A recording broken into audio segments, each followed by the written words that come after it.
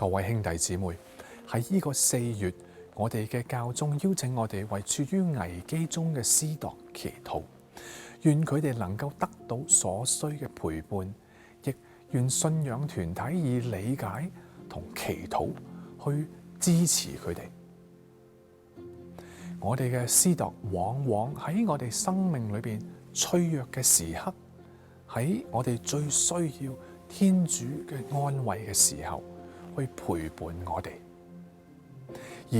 司鐸同樣都係人，佢哋亦都會面對生命中嘅挑戰，而有啲挑戰甚至會演變成為危機。冇錯，喺危機之中，我哋可以上生命寶貴嘅一課，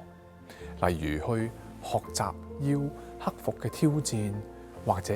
係要跨越嘅逆境都好。但有時候，司鐸只係需要一份好簡單嘅支持。司鐸回應咗天主嘅召叫，係去服務佢嘅子民，而並唔係要變成超人。咁就讓我哋去祈禱，讓呢啲司鐸能夠去接受自己嘅脆弱，而唔需要覺得要去表現得好似刀槍不入咁樣。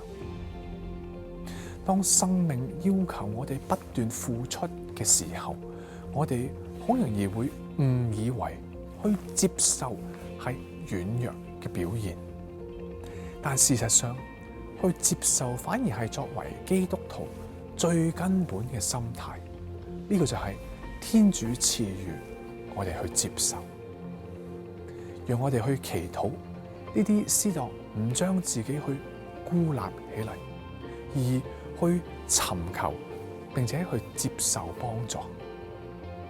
而最重要嘅係讓我哋去祈求天主透過呢啲挑戰繼續塑造呢啲司鐸嘅心，使佢哋嘅心越來越超似我哋嘅牧者耶穌基督嘅聖心。願主祝福你哋。